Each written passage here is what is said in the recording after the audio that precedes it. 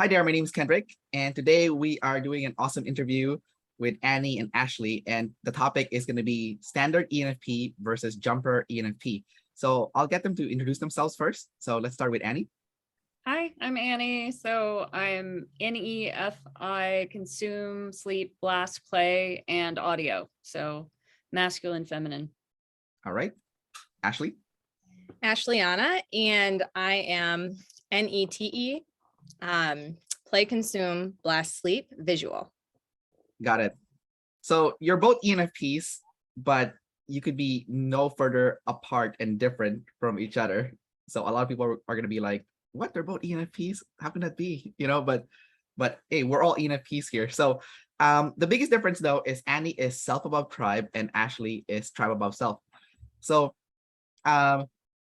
before the interview started, Ashley was already doing the tribe above self, bow to everyone else, which is kind of interesting there. It was almost automatic too, like she couldn't help herself.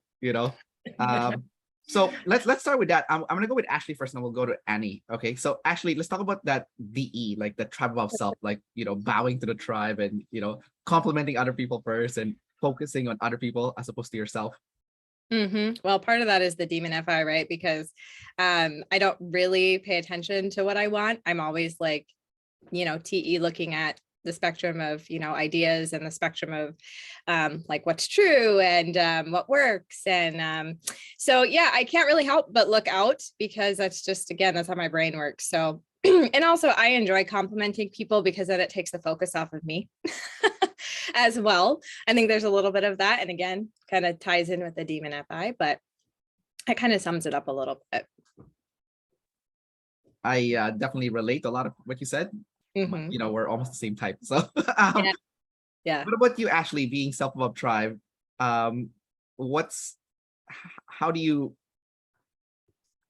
that work? Being self above tribe, like, is it easy for you to take in the compliments or have the focus on yourself and whatnot? Sorry, he was talking to you, Annie. I think he said my name on accident.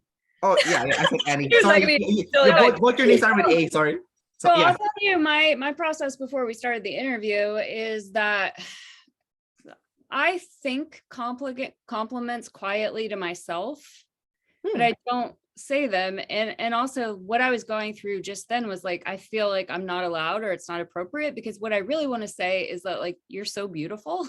And so I'm going through this process in my head because I've seen you in other videos too. And I'm going through this process also of like, wait, is it okay to compliment on someone's appearance? You know what I mean? Because you're supposed to say like, oh, I've heard you in interviews and you're so intelligent. And I mean, that's true also, but so I don't know. It's just weird.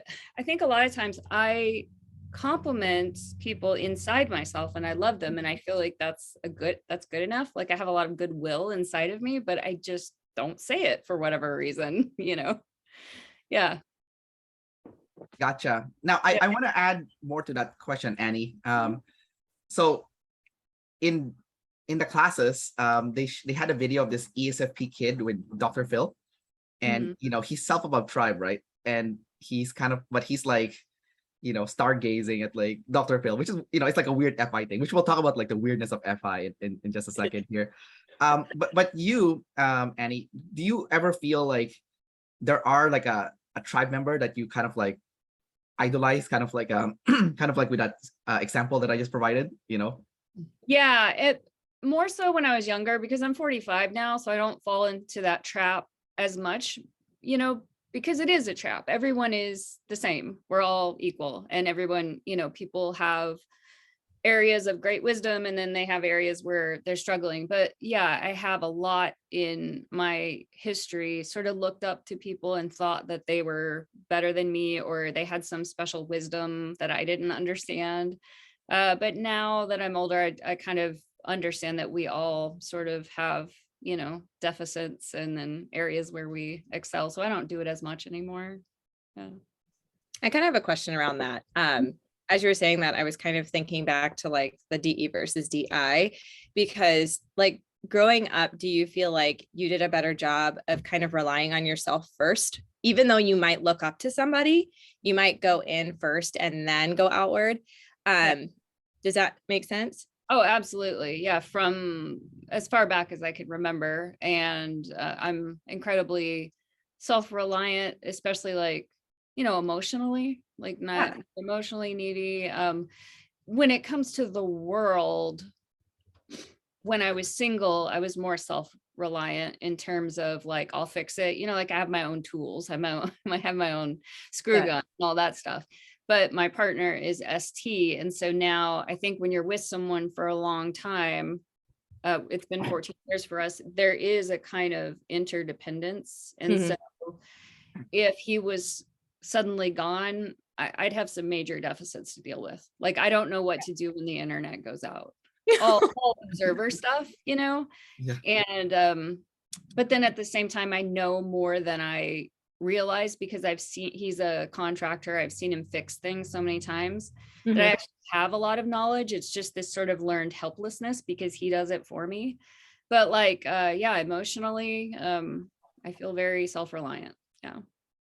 Because I was just thinking like with the DE, when I kind of learned pretty early on not to idolize people, and like even so have had to work on like, and not saying you were idolizing people, of course, double deciding here, but I just mean I learned like I can't rely on other people. I kind of got this like I have to rely on myself, but like also still because of the DE have to like go ping the tribe. So it's, you know what I mean? So it's like I have to ping the tribe, but I'm going to be very like picky about like you said, everybody kind of has their areas of wisdom and then their areas of lack. And so I'm going to, in my mind, using probably my TE and maybe even my FI as well, going, yeah, I'm going to listen to that advice, or yeah, thanks for sharing, but no, you know what I mean? So I was just kind of wondering like what that difference would be, because you probably weren't so reliant, and I totally was. Like, I feel like it was a kind of crashing down by the time I was a teenager, like, whoa, I need to stop depending on other people for like emotional stability or, pretty much anything, but for sure the emotional stability. Yeah. Yeah. No, I always look to myself first for answers and like figuring it out myself through self-observation, observation of the world. And then I don't have a great need to ping off of the tribe in terms of like making decisions. It's all just what's right for me, because they don't really know. I mean, only you know what is best for you. Sometimes it's okay to like get the opinions of other people, but the buck stops with me. I'm the one that's making any kind of final decision. And like now in my life, I might sort of talk things through with my mom or my partner, but it's really just like a process of TE talking. It's not really seeking their opinion so much. Yeah. I want to bring up something that you mentioned earlier, Annie. You used the word neediness. So I kind of want to ask you guys that question. I did notice that both tribe above self and self above tribe people can become needy, but in like almost like a different way. I think for tribe above self, if like there's someone that they look up to, then they automatically have that neediness. While we're with like self above tribe, it's almost like an IP syndrome where like you want people to like you and or even need you. Yeah, need you, like you're like the star of the show, but like and once you find someone that like really does like you and understand you and really want to get to know you, then as you use the word learn helplessness, right?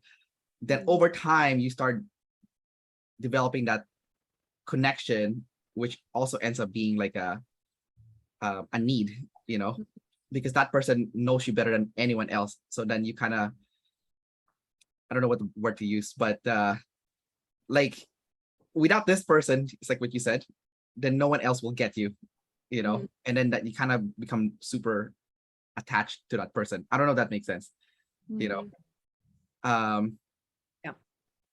So what are you guys' take on like when in your life have you felt the neediness based on your own self above tribe versus tribe above self perspectives? Does anyone want to go first? I felt, I mean, I guess just with my partner, because we've been together for so long, I feel, I can't say that it's a neediness. It's like, it's a wantiness. It's like, I want contact with him. I mean, I'm somewhat reliant on the hugs and the checking in, you know, but I feel like I'm okay without it. But I don't know. It's hard to say. Because you know, if he was gone and if I get hugs from him and from my dog, and if they were gone, I don't know. Maybe I would be really depressed. I'm not totally sure though. Got it. What about you, Ashley? Yeah. It's interesting because growing up, I think you kind of have this like knowing that you're needy in some areas, especially like if you kind of have a little bit of a turbulent kind of experience, which mine wasn't like terrible, but still turbulent. And so I felt really needy in the kind of like friendship arena, like gathering people around me arena, kind of as like my own like protection, not necessarily like bodyguards per se, but maybe like my posse, like growing up. And I felt the need to like, and part of it isn't just the need, but it's also like my type, like ENFPism is like, I had friends from several different groups. Like I like diversified my friendship portfolio, right? Like growing up. And I mean, I did that a lot and I still do it now unconsciously, but like, you know, I think part of that was just needing to be like kind of maybe accepted a little bit in all circles, right? Like, because of, you know, the NE is like everywhere, but not so much to where I wasn't ever authentic. Like authenticity is still very important to me, even though it's a demon. So I was always myself. I was a little more careful about, I'm always careful about sharing my FI.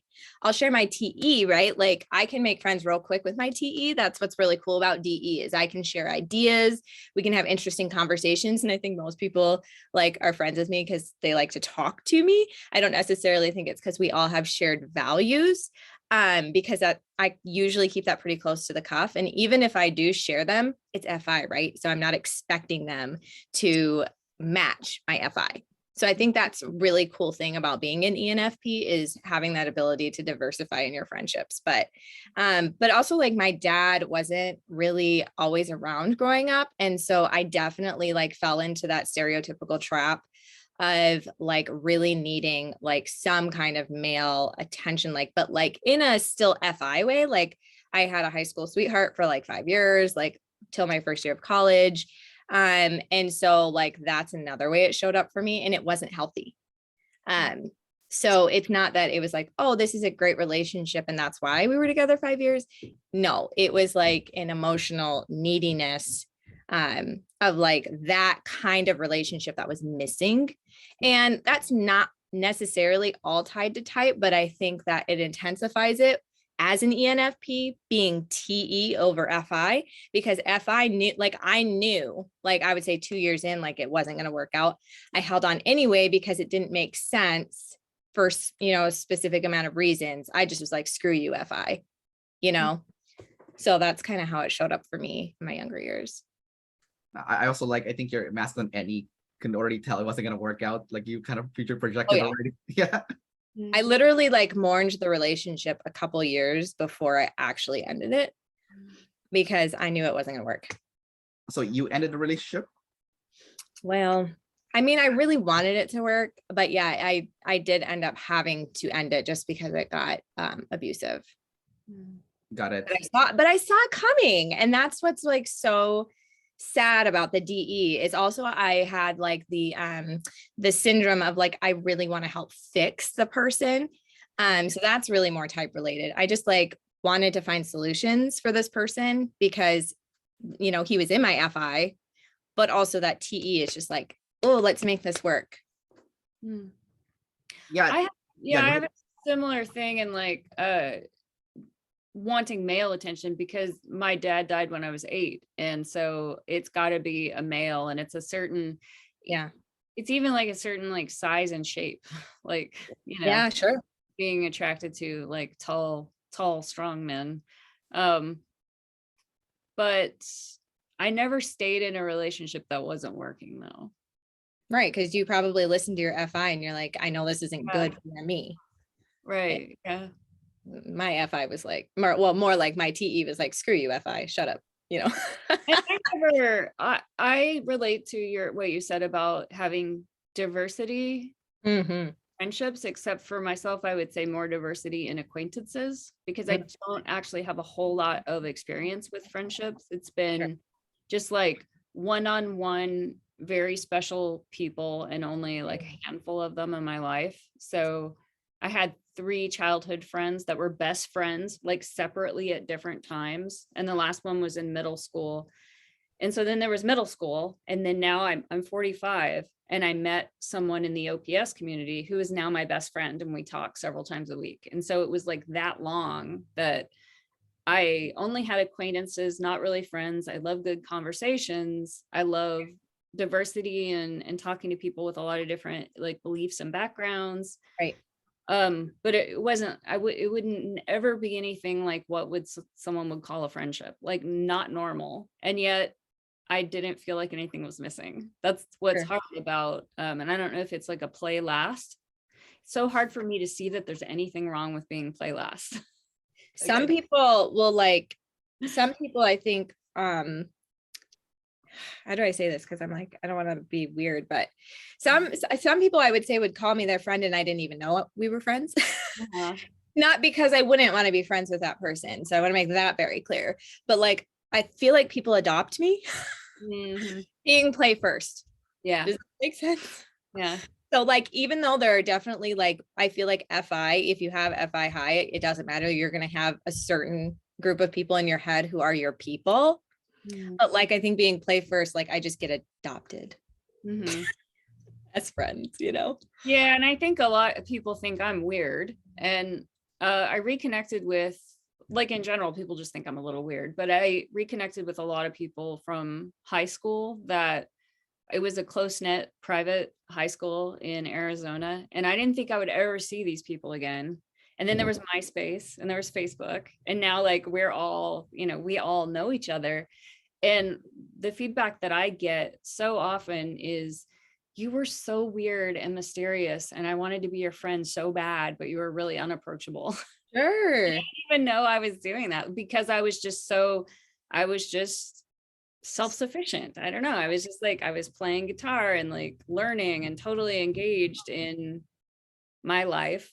I didn't realize I wasn't letting people in. I didn't even know that. Yeah. Right. That's awesome. Yeah. That's like just a subtle difference right there. Is like, I think being ENFP, you're going to typically be really interesting just because of the way that we're set up, right? Like the way our functions are. But maybe just that play last versus that play first is maybe just a little bit more like, because I'm double extroverted, people feel a little bit more comfortable coming up to me. Also, guys, I have to say this, I'm 5 foot tall. I'm tiny. Are you? Oh, yay. 5 3/4 of an inch. Okay.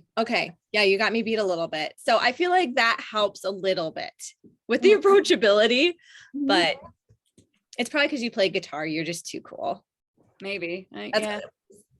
I don't know. Masculine NA says so. Yeah.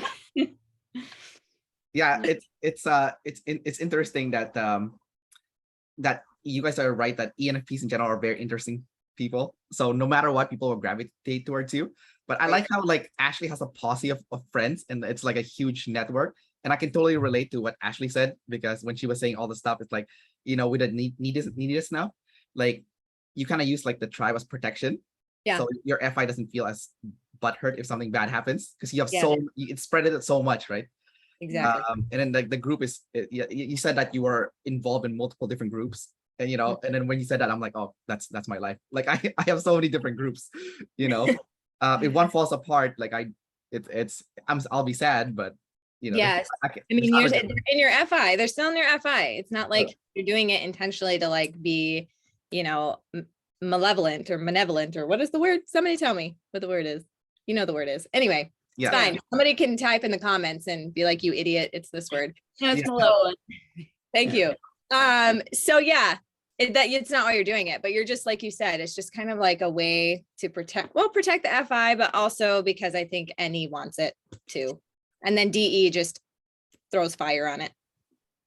Well, I think the way I see it, it's kind of like it's like any band, like like Spice Girls or Backstreet Boys, like from the days, like one by themselves, they are not that great, but when you put them together, they're magic, right? So Yeah. like I said, Yeah.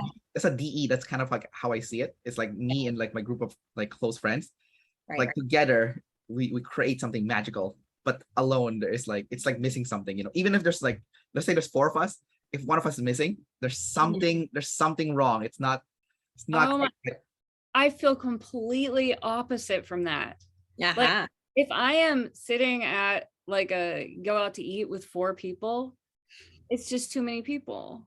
But if one-on-one, I feel like, oh, this is magic, Yeah.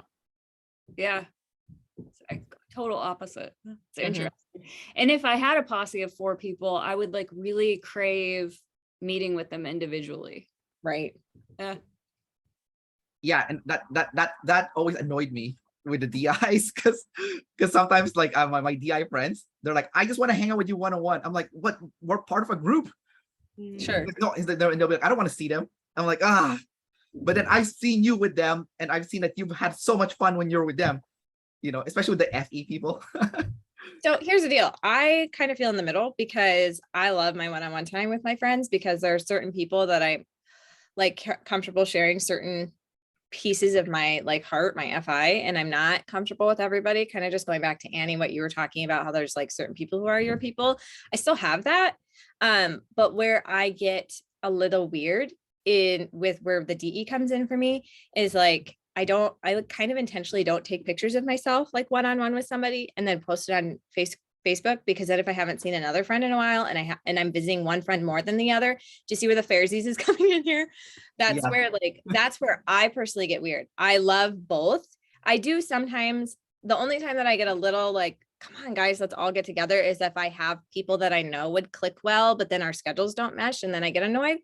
But the DE for me is not necessarily that everybody has to be together. It's that I don't want anybody to feel like I'm favoring one person over another intentionally. So that's literally never occurs to me. But then, I mean, I'm not very social, so it wouldn't fly. But yeah, I've never had that thought. Go ahead. You're fine. Go ahead.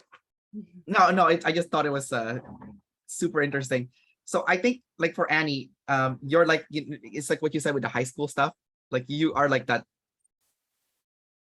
You're far away from people, but you still garner attention, but more from like, I don't know if they put you in a pedestal or something, or and you're completely unaware that it even happened.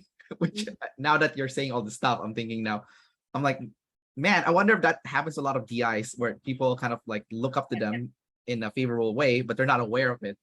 Like you automatically got put up in a pedestal for no reason whatsoever, other than you're mysterious because you're a play last, Yeah, I guess I think it's just the mystery that like they don't know, so they feel like maybe it's something valuable because they can't have it, or because it's not like available out in the open. I don't know. It's the DI is so confident and like you said, self-sufficient. And especially like I said, if you have some cool skill sets that like, even though as musicians, we might be like, yeah, a lot of people can do this, but not really. Like not a lot of people are playing guitar, you know what I mean? Things like that. And I'm sure there were other things people were watching you do confidently that they were like, I wish I had her confidence and her self-sufficiency and like that I could have these skills too. Like, and again, that's probably my TE coming out. So people probably have different reasons and different things they admired about you. But I think DI, especially from a DE perspective, is like, so, I'm attracted personally to it because of that self-sufficiency, self-confidence, and that going in and that like inner strength that I really have to work hard to have, Yeah. I want to ask you guys now about the difference between your inner and outer world. So Annie is double masculine SF sleep and double feminine NT play. And the NT play is her fourth. So it's like a super demon. So it's double. And so it's double feminine and it's fourth. So that doesn't get any more harder than that, right? and then Ashley is the opposite. It's like double feminine SF play, and it's fourth, and then double masculine, double activated NT play. So sorry, you have SF sleep, Yes. and then Annie has double activated also with the SF sleep. So you guys are complete polar opposites essentially. So let's go with Ashley first. But so Ashley, even though you're double masculine NT play, it doesn't come across as aggressive as like people with SE, you know, with extrovert sensing. For some reason, people with NE doesn't come across as aggressive. And also it seems like visuals doesn't come across as aggressive as like the double masculines. So you are double masculine with a tribe, but yeah, how do you personally experience that in contrast with your double feminine SF sleep? Oh, well, the thing is the double masculine play can be okay. That's where somebody would say, like, my youth pastor said, I'm a card carrying ENFP. And I was like, I don't know what that means, but my guess is he's talking about how I will just confidently, if I have something to say or a question to ask or something like that, or because I want to get the information, like being infodom is maybe part of this too, I'll just go up and confidently do it. Or like if I'm selling something, I usually pick something I FI really like. And so I'm just like, you know, I'm really good about telling them all the possibilities with the thing I'm selling. But I don't know. I think I don't pay attention as much, right? Because it's my first animal, what I'm doing with my masculine NE and TE together as a play animal, because I get really DE scared of my NE TE when I'm talking to the tribe, especially now. I think when I was younger and I wasn't talking about things that were so personal to people, it was easier. But now, like some of the patterns that I see, and I see them pretty quickly, that have to do with anything in the world, is usually, not always, but usually pretty opposite of what I would say the FE kind of vibe is. And it's really scary because people will like attack, and because of DE and wanting to be like, you know, accepted in a certain way. I don't even know that it's I don't even say anything anymore. I'm like basically relying on my I don't know what I'm relying on. I'm like, I have nothing. All I have is this double masculine energy. So basically I just have to pick and choose. And it's forced me to get into my FI a little bit and just figure out who I like, what I want to talk about. And then that's all I talk about. But I would say I come off as pretty aggressive with my conclusions, not necessarily at people, but like if I'm talking about something, I'm talking about it like this and like, hey, don't you get it? And blah, blah, blah, you know what I mean? So I'm like, right. That's how I'm going to talk about the things that I have, you know, locked onto. And then people are going to be like, whoa, you know? So that's how that presents itself. And then my SF sleep, you know, that's where I can kind of go into my FI. And then I can, when I see people's face, like, oh my gosh, are you going to punch me now? Then I can kind of soften, right, with my SF. And I can just kind of tell them my heart and just be like, oh, but the reason I care about this is, and then I can like share the feelings of the reason, and then it lets people's guard down. But it's a mess. I don't know.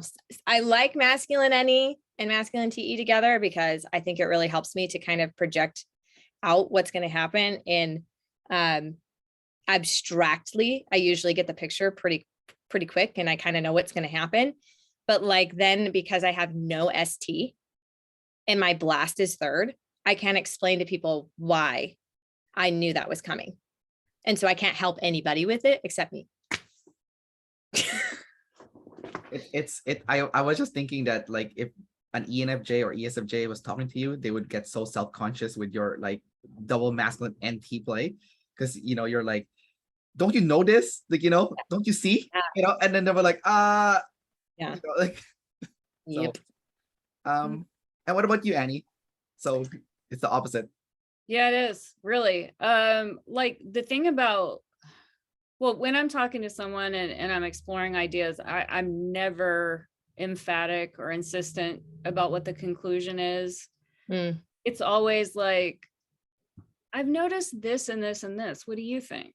You know, how do you think it works? Or well, here's what I do. This really works for me. Of course, it might not be right for you, but have you ever considered XYZ? It's very, very soft, very just, there's no conclusion. It's just, this is what works for me in my experience.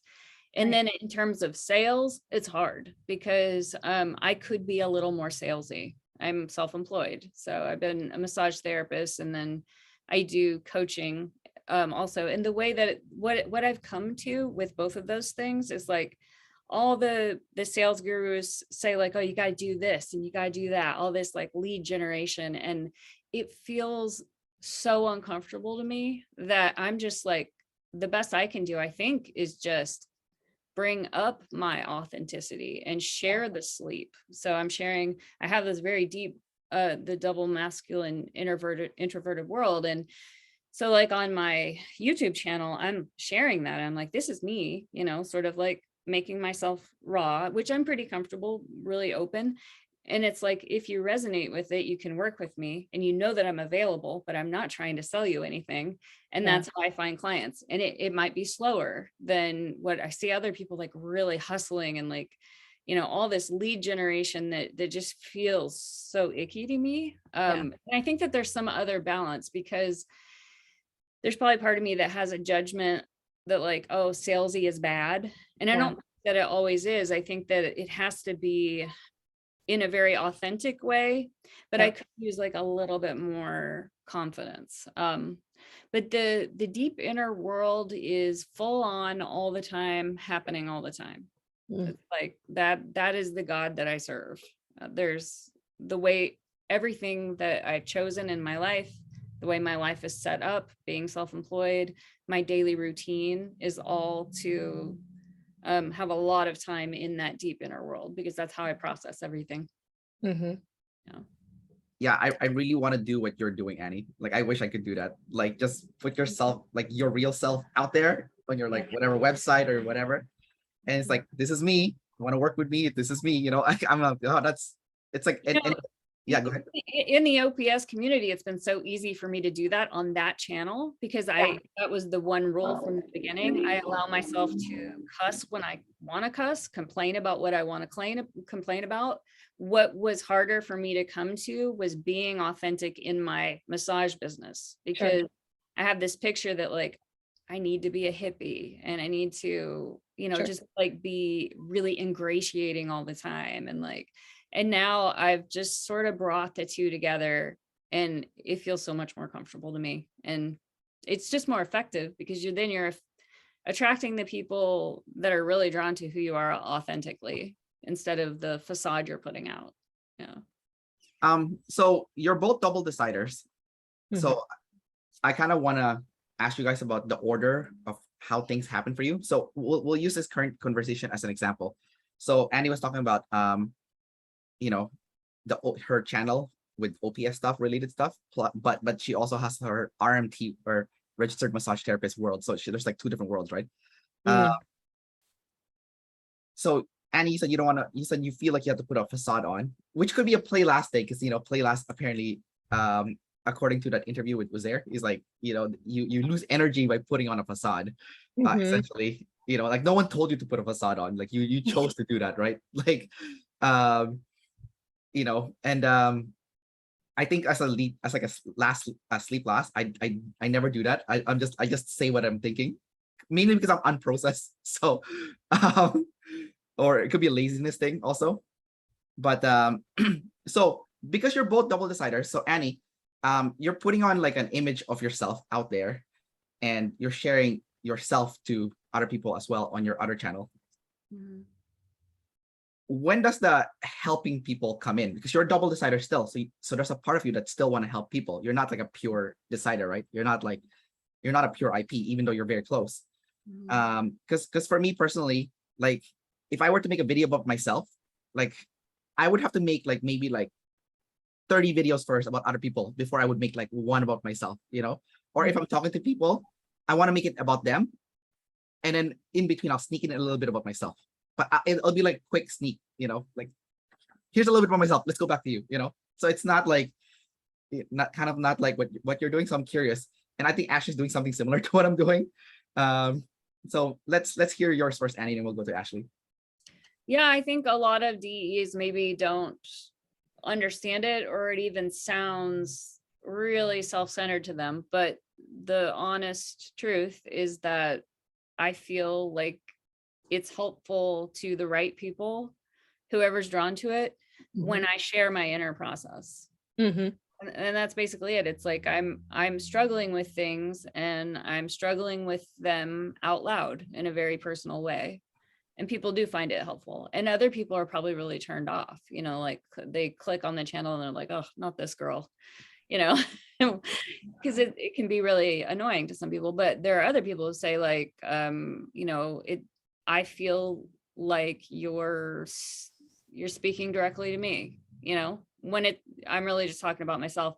Like the consume story though, I have tried to tone down, because when you had the channel for 3 or 4 years and editing myself, I'm just like so sick of myself, you know, and the consume story I almost can't control. So I'm trying to tone that down more. Yeah. What about you, Ashli? Well, I really think being able to kind of share your own story is probably the best way to go. And I think that's FI as well, but I struggle with it. But I know I talk about myself, and I think being DE, I am more aware that I'm talking about myself, and I'm more uncomfortable that I'm talking about myself. I'm like, oh crap, I have been talking to my friend about my problems. So what's your problem? Like, what have you been going through? Like, you know what I mean? Like, oh snap, I got to make sure because of my play, like that you're getting equal time here. But yeah, opening up and really the authentic, like the deep stuff about how I'm feeling or what I'm thinking or what I'm going through is really, really scary. And right now I'm like in the process of figuring out how to do that, because I know that that's how, if I want to be an entrepreneur, like that's what I'm gonna have to do, is I'm gonna have to share that FI, and I'm gonna have to go into my sleep, and I'm gonna have to do that. And it just is really, it's really scary to me, because I feel like I was thinking today, I resist conformity in general as an EP, I think, but also as an ENFP, I really, really, really resist it. And I kind of feel like, well, if I do this, am I not going to be able to be myself? If I open up my FI, am I going to have to conform to something? Is it going to control me? And because I don't do that very often, I have no experience in the SI to know if it's going to be okay. Does that make sense? Yeah, it does. Yeah, because end of the day, we're all observers still, right? So the tribe and self stuff is not going to be the worst problem. So one last thing on the tribe and self before we go to the observer stuff. So Annie, when other people are talking about their own personal life to you, how does that make you feel? Because with Ashli, she said that there's like a time limit how much she can talk about herself because of the whole Pharisees thing. So after she said enough, she'll get like self-conscious, like, okay, now it's your turn, you know. So but if people are talking about themselves, Annie, how does that make you feel personally, you know? I like it. And it's hard for me to, because I think when I was younger, I might have gotten a little bit antsy, like, oh, I want to talk about myself now, you know, because I am always processing myself. But I mean, now I coach people, so I'm very much deeply listening to what they're saying, and I stay with them in the moment. It's a thing where you have to be extremely present, because you have to ask the next appropriate question. So my mind can't drift off. My mind can't be filtering. So I think a lot of times when I was younger, what the FI does is it takes what they're telling me and filters it through me. Okay, like, you know, how have I experienced that? What would my answer be to that question? Right. And that, like, that's kind of turned off in coaching. And then with my friend in the community, we send messages back and forth on Marco Polo, so they're videos. And so she is fully talking about herself, her experience, and then will ask me some questions about myself. And then I have the time to process it and then send something back. And so if she really is play last and I'm play last, then it's just perfect, because you know, we're not sitting across the table from each other live. There's this time to reflect. Right. Let's talk about the sleep processing thing, because Annie, you're sleep double activated and Ashley's like sleep last. So so Ashley would have trouble more with the sleep processing, but I guess her outer world is more rich because she has like so many posses and so many groups. So it's kind of like the difference between like a rich outer world versus like a rich inner world. Not saying like if you're sleep last doesn't mean you don't have a rich inner world, and if you're play last, Go there, you can't have a rich outer world. Like you can have both. You know, it's a choice at the end of the day, right? You know, but so for the sleep processing stuff, Annie, you said that you do a lot of sleep processing. Like when your friend sends you those videos, you sleep process it first, right? Like what happens in your head? Do you have like specific like steps? Because it's SI, right? Like what are the steps that happens when you're going into that sleep processing? Like what automatically happens? I don't know. It's like, it feels like it's always on. Well, so, and also something I've noticed is that the consume and the sleep almost happen simultaneously, kind of like when I'm listening to an audiobook, or I guess my sleep is just so full on. It's so strong that like, say I'm listening to an audiobook and I listen to like, 3 books a week, that the information is going in and it's being sleep processed just a beat behind and assimilated. And then I also have time built into my day when like every morning when I do my morning walk, I'm listening to music with no words because that's my sleep processing time. And so I'm turning things around in my head. It's really just like assimilating all the information that I'm learning and updating what it means for my worldview and my identity. And then also at night when I sleep, the dreams are very important. There's like intense assimilation that's happening in my dream world. So I don't know. I don't know if I can outline it in steps, but it feels like it's always happening. So I'm a hybrid of you two, because I'm masculine feminine like Annie, but like I'm play first like Ashley. So I can kind of see both your worlds. And I noticed I sleep process different from you, Annie, but it's interesting how you say how you do your sleep processing. What about you, Ashley? When your sleep processing does happen, like what's going on? I usually need quiet, actually. And so I prefer not to have the radio on when I'm in my car. If when my family leaves the house, I don't put anything on. And I also use play as well. So I might like do a voice message to somebody about something or a text instead of real time talking, because then I can't process while I'm real time talking because I'm just throwing the ball back and forth so fast. But then I can take time to like process like whatever the message is or the voice messages. And then that really, really helps me to sleep process. So that's what I've seen that it looks like as far as like, on the SE, like this is what I'm actually doing. What it is like inside, is it's very, it's a lot of crying. It's a lot of emotion because I am not really doing a lot of the emotional processing in real time. So I have to do it on the back end. That's a lot of what SF double feminine sleep is for me, is it's processing the emotion later. And because FI is feminine and it's not sure if it's sometimes for me, FI is, and I don't know what I want, because I think being second in my stack, I know what I want. It's not feeling allowed to want it if I don't have the TE reasons, or TE approval, depending on what it is.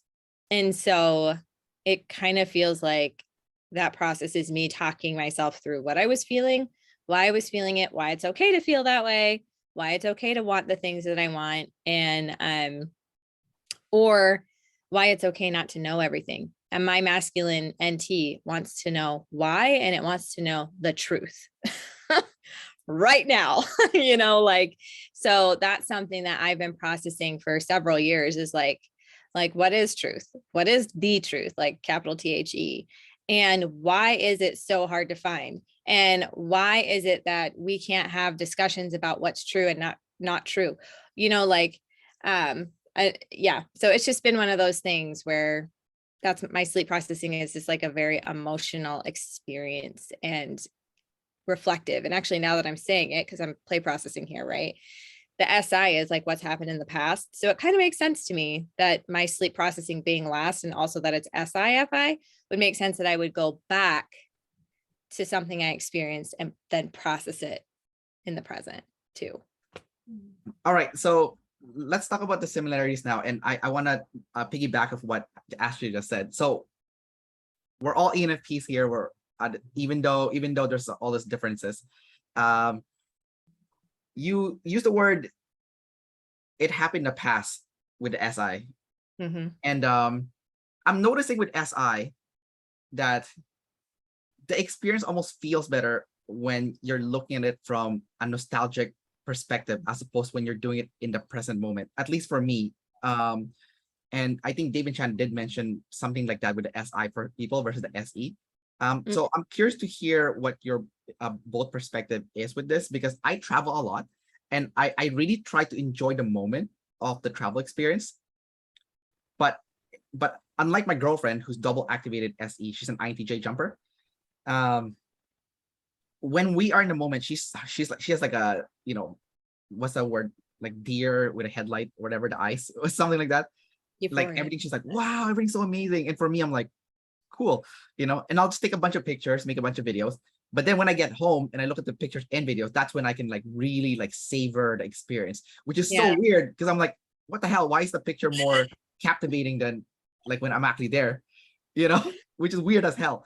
Doesn't make sense. So do you guys, what's your experience with that? You know, like experiencing things in the moment versus like nostalgia, you know? Annie, I'm going to let you go first, because you definitely probably have a lot more to say. Yeah. So yeah, I would say that I am similar to you, Kendrick. But as I'm getting older, with finally coming around to meditations, then like one of the things I do sometimes on my morning walks is like I'm trying to not sleep process. I'm really trying to just experience directly and see what that feels like. And it's not a natural state for me. So yeah, I would say like I've traveled. Travel isn't important to me now, but I have traveled a lot. And, you know, like being in Romania when I was younger or something, I would say in the present moment, I was kind of like, I'm uncomfortable, I'm hungry, my feet hurt or whatever, you know, really like little SI things that would be annoying to me. But then, yeah, the pictures and the memories later, you know, then I can really see, you know, see all those beautiful churches and the weird juxtaposition that they have in Bucharest with the, like the churches and then the crazy like slummy apartments. I was there a long time ago. I don't know what it's like now because I was there in like 2001.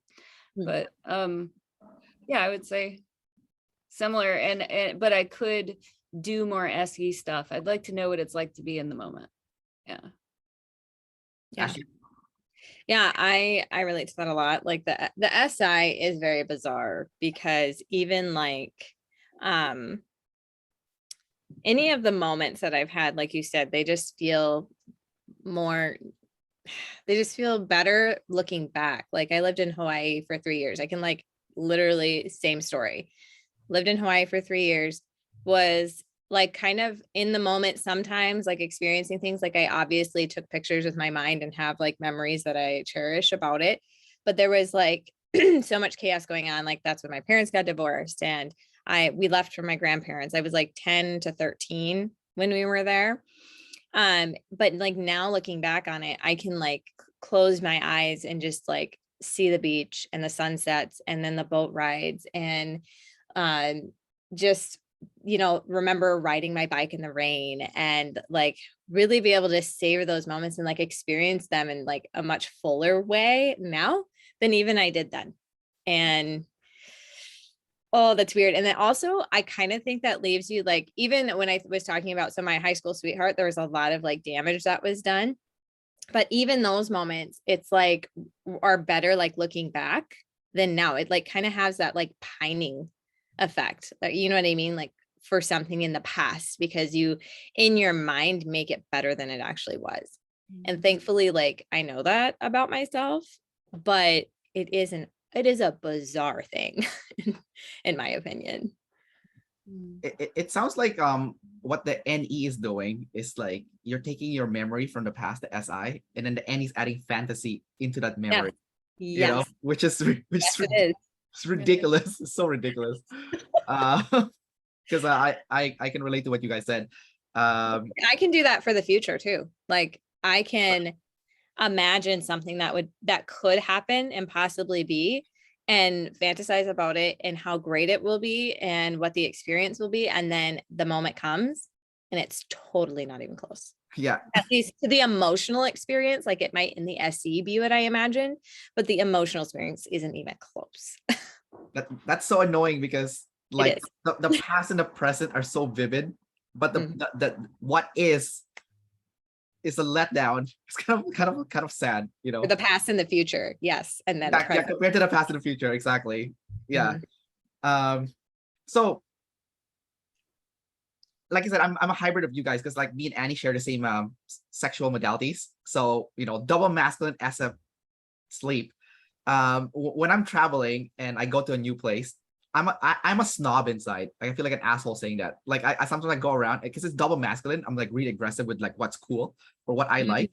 So I'll go around and like, let's say I go to like a city in Europe, and I've been to like there was a time in 2017 I got a Euro-rail pass and I went to so many European countries, and after a while it all started looking the same. Like I would go to the old town. I'm like, this looks like the other old town, and I would start comparing like the other different old towns I've been. It's like I would be like, it's not as nice as that other one, you know. So I become like a snob with that SF sleep. It's really crazy, but so I'm kind of curious to hear you guys' perspective, because Annie, you have it in a savior state, because mine's a demon, right? So I guess the demon is more like negative. It's like more pessimistic. Like I'll see something, I'm like, that's not as cool. That's not as nice, you know. And I'll compare it to my known experience, you know, the SI. But Ashley, yours is double feminine, and then Annie, yours is savior. So what are your experiences like with like judging what's like what you like, what you don't like, what's cool, what's not cool for you, you know? Yeah. What happens to you guys?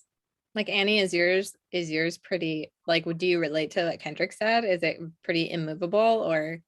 Yeah, is it like more snobby or more like friendly? Because yeah, I would say it's not a demon. So I like what I like, but I'm still a double decider. And it's not an issue. It's like, oh, I like this one, I don't like that one as much. And here, you know, do you feel like if you tell somebody I don't like it, it doesn't bother you that you might offend them because you just know, like, I'm just telling you what I like or don't like? I would be tactful, you know, like if somebody sent me, like my friend, we did playlists for each other, you know, and music's a very FI thing. And we were really open with each other about what we liked. Here are the 5 songs I liked from the playlist. I really didn't like this one, but I would be tactful. It would depend on who the person is. Yeah. So I'm watching you, Annie, and I'm watching you talk about it, and it's and like I was observing myself. I'm like, oh my God, when you say it, you're very like calm about it. It's like, yeah, I like that, and I don't like that. And for me, it's like, no, that sucks. I hate that. You know, it's like this is a demon, right? So it's more like, you know, when it comes out, it's more there's more like a oomph to it. I'm curious how your double feminine NT play would come. Like, do you come like very like submissive then to people, like and like very uncomfortable? But anyways, let's go with Ashley first with like her double feminine SF sleep. So how do you judge things? Because you're still a demon, right? It is. So I'm not very vocal about it out loud, but like I might say something after the fact as like kindly as possible. Again, the DE really comes into play here with like saying what I like or don't like. Am I allowed to say it? Am I not allowed to say it? Should I like it? Do I have good reasons? And also being so movable, like I get scared that if I like something, someone's going to change my mind, and then I'm going to have to chase something else, and then I can never commit to anything. Do you know what I mean? And even like when we were talking to my husband, and he was like, when have you ever said that you like camping? You're going to change your idea. You don't want to do an RV. Like, I have never heard you say that. Like, you're just going to change your mind. And there's a lot of truth in that, but also like, I don't share it either. Like my husband gets to hear like more than anyone ever, but like, I was kind of thinking about it and I was like, well, he's totally right. I would not want to I wouldn't want to live in an RV for like 2 years, but I do love the idea of like having one, not even the idea. I actually know that I like camping. I have SI experience. Like those are things that I did. Those are the good memories I have with my dad.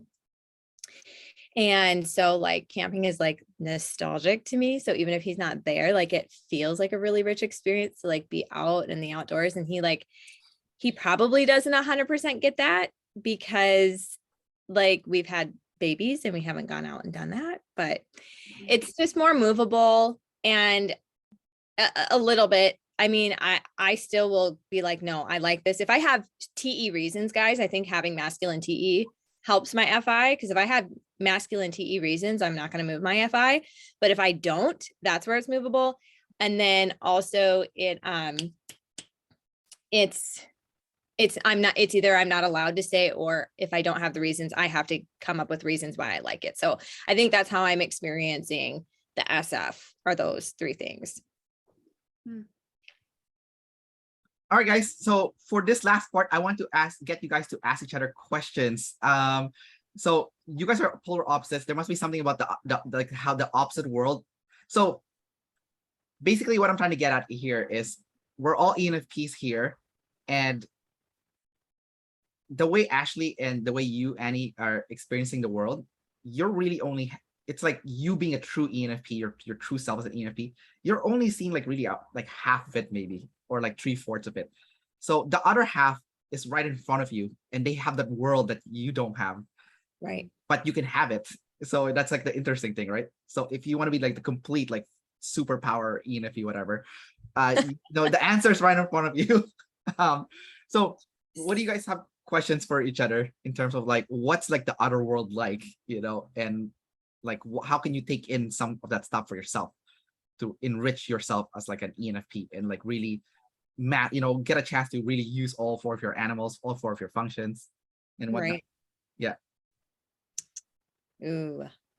Yeah, I guess for me, I'd be just really curious. Like it's so hard to explain what you already are just doing naturally, I think. So this might be kind of difficult to explain, but especially in your like entrepreneurship, I would love to hear how you have narrowed down, right? Because as an ENFP, that is going to be the hardest thing, is like narrowing down.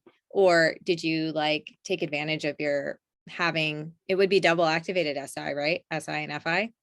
Did you take advantage of that like part of yourself where you said, hey, I'm just going to take it one step at a time and then see what the possibilities are as I go? Like, how did you map that out for yourself to become like a business owner like you are? I have not narrowed down. I still wish that I could. I have 3 businesses. I have 4 YouTube channels. Only 2 of them are active, but I guess, okay, FI is probably the biggest thing. And it's like, I want to do this, and I just know that's what I want to do. I've been doing massage for 17 years and now I do barefoot. So I massage people with my feet. So that's like my main gig. I've been coaching since 2020 and moving more into that, and did like a lot of study, like a big program for certification. And that was more like, just, I was noticing in my massage, like the way that I help people a lot is through conversation, and I enjoy the conversation aspect more. Mm-hmm. I'm just kind of bored of massage, I guess. And then I also have a handmade business where I make ceramic stuff, and I have like a million other hobbies, and there's literally not enough time in the day to do them all. And I go to bed every night feeling guilty because I didn't do every single one, So Sure. there is no narrowing down, but I feel really solid about kind of like the vibe of what I want to do in entrepreneurship is live a healthy, balanced lifestyle, which I have. Choosing massage means that being healthy and balanced in myself is part of my work ethic. Like I do that first, and then that's how I help people. So that's really convenient. And it's like NF stuff, like I've chosen NF things. But yeah, I don't know if that's really an answer. I haven't narrowed down. I still feel. Do you have kiddos or no, and I never wanted them. And even like when I was 5 years old, if you asked me, I would say, I don't think I'm going to do that. It's not like a dislike of children. Like I have nieces and nephews. It was just sort of like a knowing that that's not what I'm doing in this lifetime. I just somehow do that. Yeah. Right. No, that makes sense. Well, I was just like, gosh, see, I have that issue too, where I'm just kind of like, there's a lot of things I would like to just pursue, but obviously I have 3 kids. So I have to, like, I am forced like at this point to narrow down something, right? Because there's just not enough time in the day, like you said, to kind of do that. And I'm working on that. I've been forcing myself to, and what's helped me is looking at it as seasons. Like right now I'm focused on my coaching stuff and building that up. And so some other things are deprioritized for now. And I look at it as like, I'll do a 3-month commitment. I'm going to really, really focus on this one thing for 3 months. And then I can go back to recording music after that, you know. Seasons and FI. Like, it sounds like those are your 2 like tools. Like I'm going to just make sure that I know it's not forever, to call it a season, and then really harnessing that FI, just like going the direction you know you want to go. And I think that's why, like at a young age, you probably knew I don't plan on kids, because you have that FI, that strong FI, right? Like you just know what you want. Yeah. It just feels like a compass. It's like there's a very true voice, a very true direction. And I know that's the truth and that's the way I go. Right. Right. Awesome. Yeah. What was my question? What was I supposed to say? Oh, I asked her a question. Okay. I can ask you one now. So I'm curious. I'm sort of have always wanted masculine TE. So I have TE third, and I am not aware of any problems with play last, except that I'm not very flexible in the moment. So I'm extremely reliable, but not very flexible. Like when someone wants to do last minute things, the answer is no. I'm not doing something last minute. So the TE to me feels like more of a problem. And it's this just lack of directness sometimes. And it shows up in my massage therapy practice. So I have really clear, solid boundaries. Like I don't do same day appointments. People book in advance. But I had like this one client for a long time that would just ask me repeatedly for a same day appointment, even though I never said yes. And the answer was always, I'm very, very clear, like it's outlined very clearly. And I felt like I wasted so much energy in feeling upset every time she asked me, like just the question would ask me. I was annoyed because it was asked repeatedly. I'm like, it was hard for, how do you confidently say, no, I don't do that, like 100 times? And so it got to the point where I would like copy and paste my response in a text message. She's getting the exact same thing every time. Like, how is she not getting the message? But I felt like that's passive aggressive, or like, I don't know, how do you set boundaries if you have masculine TE, like in a confident, like easy, not demony way? Right. Well, honestly, maybe because it's masculine and the way I say it, right, is generally, I think, what makes the boundaries very clear. It's the way I say it. And I've struggled sometimes with being too direct, right? Because of that masculine TE. And now I'm self-conscious of it as an adult. And especially because of like the circles I'm in, like the Christian circles I'm in, I do have to be aware that there is a certain like tact that's expected of me in those circles. But I think that double deciding comes into play for me when I'm using my masculine TE, where I'm like, look, this is just the way it is. These are the reasons why. It's not a shot at you. I'm not trying to be this way. But like for me, if I was talking to that lady in this particular example, I'd be like, look, I can't do it. My answer is always going to be no. I care about you as a client, right? Like going back and forth between the FI. I care about you as a client. If I could do it, I would do it, but I can't. So you can ask me 10 times, 100 times, but your answer is always going to be the same. And it's not because of you. It's because in order to run my business efficiently, this is the way it has to be. I'm really sorry. And if I don't work for you, then I am not offended if you go and, hang out, use another therapist.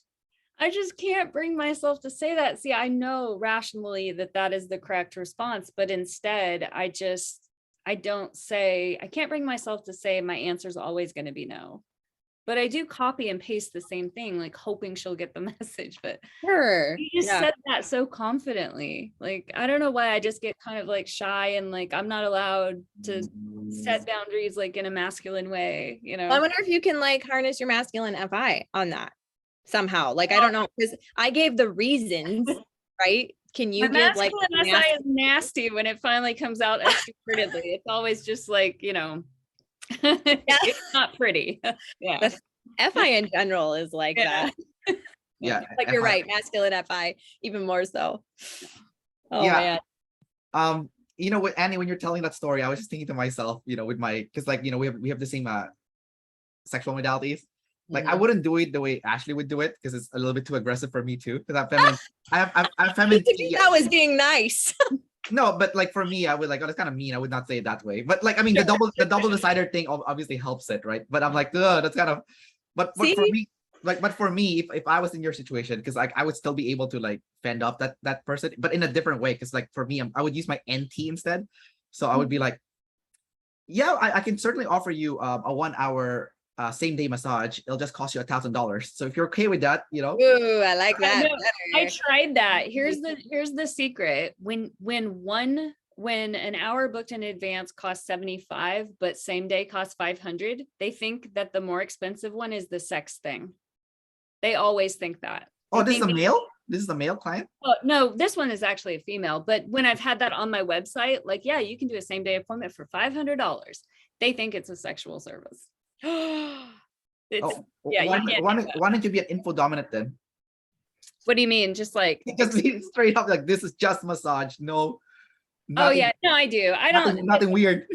It's not, now that I'm 45, it doesn't happen as much. When I was like a massage therapist in my 20s, it was hard to deal with all the male attention. But now they sort of respect me because I'm older, I guess. Like, yeah. Well, okay, what about that female one? So if you said that to her, like just to her, not on your website, but just directly to her, like same day massage, $1,000, you know, just to get this, you know, just to make it off-putting so she won't go for it. Well, I think that's the other thing is like when I was doing that on my website for a brief time, I think that my regular clients, they felt slighted. You know, they felt like I should accommodate them, you know, when they want to see me on a short notice because I love them and I care about them. So if I love them and care about them, then I will be flexible on my boundaries, but I just can't. I do love them and care about them, but part of my integrity is not moving those boundaries for people. Can you use the DE? It's not fair. Can we use this reason? Maybe. Right? Like, can you harness that just where it's like, I can't do that because it's not fair to my clients, all my other clients. Sorry. Yeah. And it's really just not practical. It's not fair for me. I mean, there are like very practical reasons why it doesn't work in my lifestyle. So that's usually what I refer to. But when I was younger, I felt the need to make stuff up. Like I can't do that because my mom just called and I need to take her to urgent care. And it's a total lie. I just feel like I'm telling you something that's so important. Like, how could you, you know, ask me to not take my mom to, you know what I mean? I'm making it'd have to be DE. Or it wouldn't. Like my reason or like even I don't want to isn't good enough. You know? So I need to work on that still. I don't know. I still would probably say my piece, and that's probably why I'm getting better at it because like in coaching, like I have to be direct because when I'm talking to someone and I'm seeing a pattern that seems dysfunctional, then I have to say like, wait a minute, can I stop and just point something out to you? You just said this. Is that really in line with what you're saying your goal is? And so I am getting better at being more direct. Yeah, it's awesome. Well, I'm also in the service industry as you, Annie. So like I do personal training as my day job. And I remember I had like this ISFJ jumper client, like an SITI, like super selfish. I think she's consumed last also. So it was always about her and always about like her schedule and what works for her. It doesn't matter if it doesn't work for me, but you know, like I just, and then I don't know if this is true for all DIs, but for me, I just said to her, if you are unable to make this schedule, there's other trainers that's more than welcome to accommodate you. Exactly. So I just like push them to someone else, right? Right. You know, it's like, and then I guess for me, because I knew her type, she was like an IJ. I knew she would freak out. She would be like, change, don't like change, you know, like, you know. So she just topped it out. But I could tell she would try to sneak it in, see if my wall would cave, Yeah. see if I would break my boundary. So she would like she'll come in late on purpose and be like, can we finish later so I can get my full hour? I'm like, well, unfortunately, I have another client after you, or unfortunately, I'm doing this, so I always found a way to make sure that she doesn't get her way if she's trying to take advantage of the situation, because ultimately, they're self-responsible for their own schedule, right? Like you book this time, you need to come on time, so yeah, the client that I was having a problem with, she's demon planning, so it's always just going to be that like an ESFP or ESTP. some kind of demon planning. yeah and I at the bottom. So I think it's interesting that everyone here is entrepreneurial. I don't know if that's like an ENFP thing, but so Ashley, what's your business on, by the way, that you're planning on starting? I will go ahead and just like say it out loud, just as an accountability thing, because I kind of have narrowed it down to where I'm going to start, you guys. So the biggest thing with me and in the business that I want to do is to share my FI. So I've kind of had to think about how to share my FI. So kind of narrowed it down to I need to get a camera, check.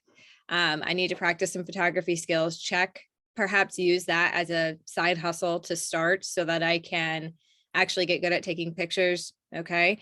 Came up with a name, came up with a concept, I have it organized. I have a coach to hold me accountable as well. But I'm kind of envisioning, I have somebody that I'm going to follow. And of course I have feminine SI and I can't remember her name. Kutcher, something, Jenna Kutcher, I think is her name. I kind of liked the way that she did it. She kind of seems like maybe an ESFP, but I don't know. But she started that way too. And I kind of saw a path that I think I could follow. And she broke off into different areas based on having that skill set. So, it's funny that we were talking about SI and this nostalgia, because what I want to use it for is to help people build a monument of faith using SI. Like the FI. So by capturing their pictures and coming up with a way to either have some kind of special account where I collect their FI basically and put it together for them, for their marriages, for their family, for their faith. It wouldn't have to necessarily specifically be Christian. That will be my market. So, but if somebody else asked me, I would obviously do it, so that people would have something to look back on, because I think the reason that we all like struggle internally is because, well, and I'm coming from a feminine SI perspective too. So let's put it that way. But like, we can struggle to forget why we value something or what those moments were like. So I'm just kind of basically harnessing my sleep. Like, I just know I need to use my sleep to connect with people. My masculine NT is not going to help me connect with people. It just isn't. Not in a long-term authentic way. Like, honestly, like when you guys were like, oh man, that was really aggressive and intense. That's exactly like my whole life, guys. Like it can be really difficult, and it makes my FI a little bit sad. Like I kind of feel like I can't be myself, but I have to realize, right, that's only one part of myself. Like I have 4 other sides of the mind. I have 3 other animals, right, that are still authentically me. And so I'm just trying to basically build a business around that so that I can connect with people, so I can help people understand. I can use my NT for that, understand why they value what they value, and to remember it, and to be able to use that for difficult times in your life. I remember reading an article about vacations and how when you look back at your vacation pictures, you get the same chemical release. I remember reading somebody who was like a marriage counselor who said that couples who have shared experiences, like deep shared experiences together, are more likely to stay together. So things like that is kind of what I'm focusing on, to kind of like strengthen the bonds of relationship with your family, your friends, your partner, and your faith. Like for me, it would be, God would be Christ. So that's where I'm going. It's so baby steps though right now. So I'm putting it out there. Hold me accountable. You can do it. The thing that you said that really resonated with me was when you said that couples that go through a lot of deep, intense experiences together stay together. Like that really resonated with me, because I think that's like the secret between why me and my girlfriend's been together for 9 years, is we have so many like rich life experience together that I would not trade for the world.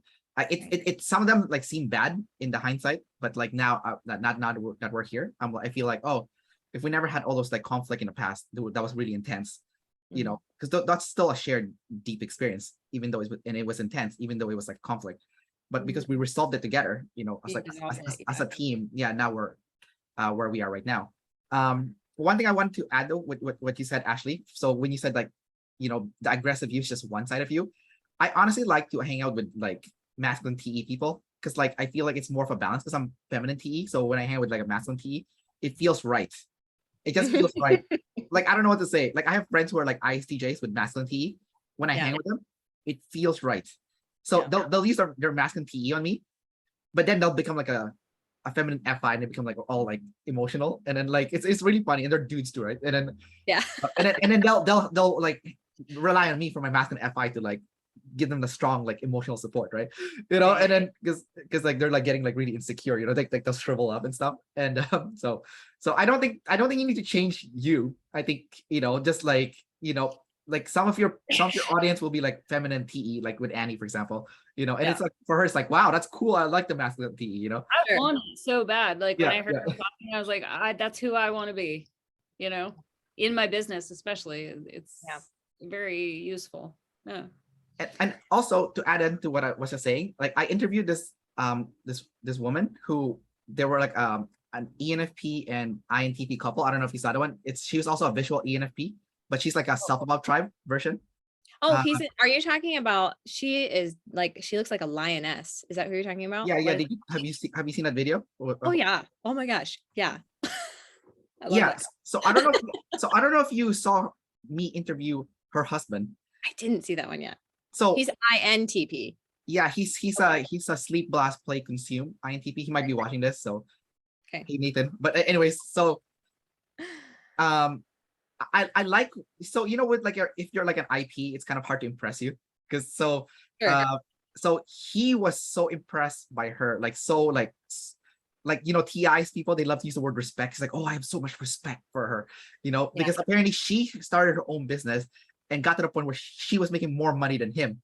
And she's an ENFP also, right? Except like she's kind of like self-above tribe, but like with Ashley's like sexual modalities.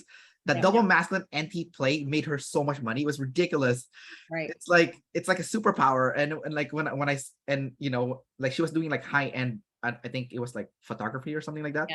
Then and here's the thing, that's what's so great about the FI, if you use it, like Annie, when you were talking about that, that's just where I've struggled. That's why I've had a hard time getting that momentum going, because I do have to do something for myself. Yes, I have 3 kids and I am homeschooling them, and I am taking them to their activities, and I am, you know, working on my kids a lot of the time, right?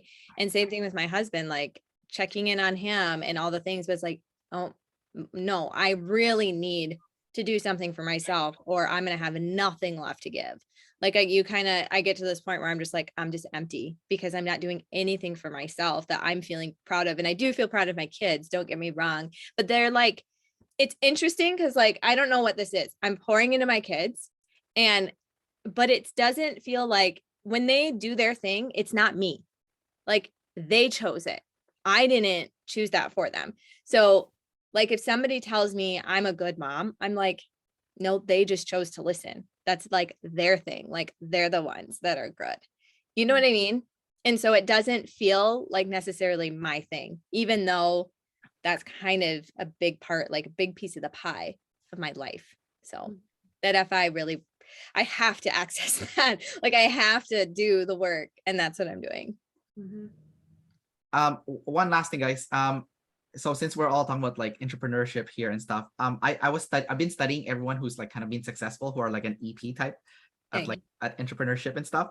And the one thing that I noticed that they all had in common was masculine NE. That seems to be like the magic function.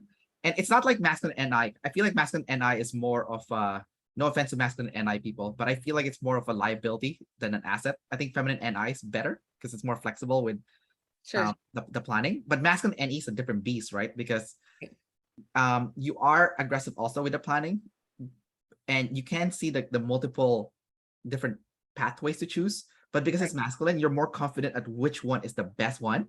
I don't know if Ashley, you can relate with that because you have masculine NE, but that's what I'm seeing. Like with this, like Mr. Beast, for example, is an ENFP, right? You know, and he's like this almost like the #1 solo or individual YouTuber, right? Yeah, And he's great. but I noticed that like with the masculine NE, after you choose like the right pathway, I think the feminine SI is very flexible at like the steps to get there. Sure. You know, because like I feel like with the masculine SI is a little bit rigid at like the steps to get to that goal.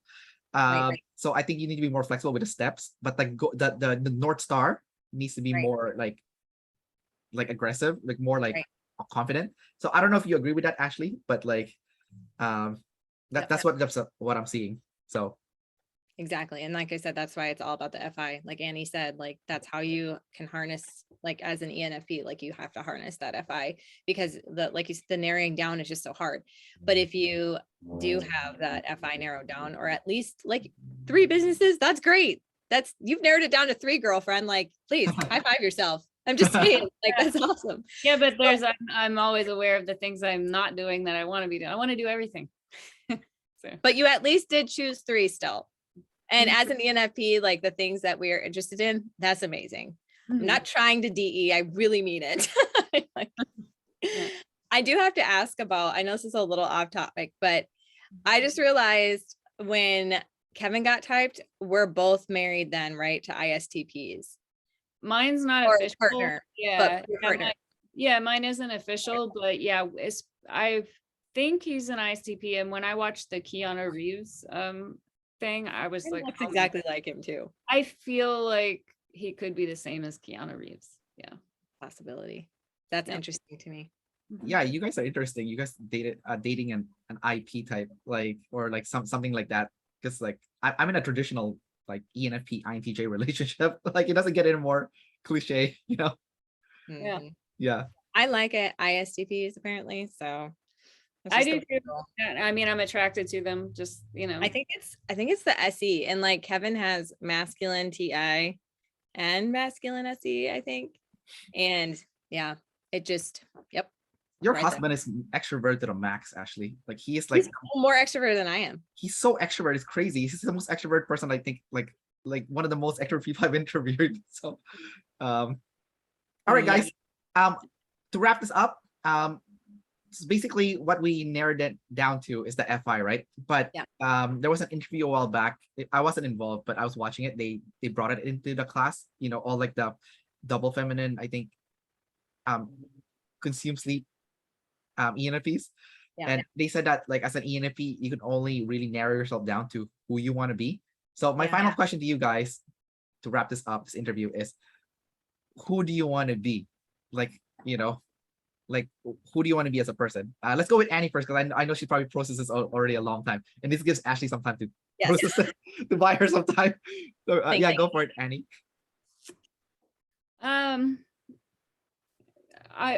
Okay. I want to be me. I just want to I feel like being a person is like you keep becoming yourself. So that's it. I don't know if there's like an end. Really, I mean, within this, me is contained within this lifetime, but yeah, just keep becoming me and finding like how I can serve, you know, just the unique service that I have in the world. Can I add one last thing to that? So when I was watching just to give you guys an example, like a more concrete example, because otherwise it's gonna go to N world, right? So when I was watching Mr. Beast's interview, when they asked him who he wants to be, he said, I want him to be the best YouTuber. So it was like very specific. Like it's very like, it's also very SI, like because it's concrete, right?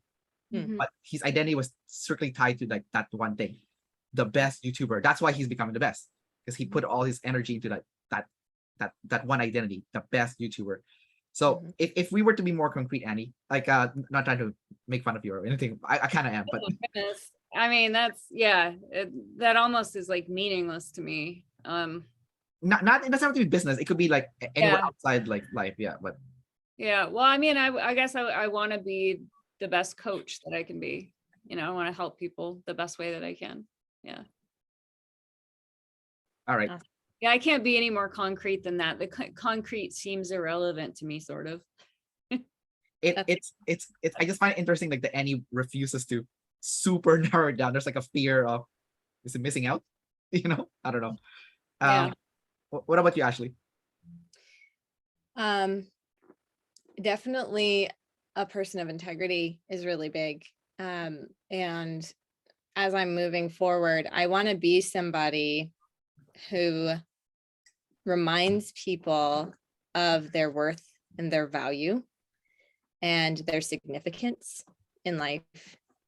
That's who I want to be. Yeah. All right, cool, guys. So thanks for coming out and doing this interview. And I hope that people who are watching this got a chance to learn from Annie and Ashley about the differences and also the struggles as well. So thanks everyone here, and we'll see you around the group.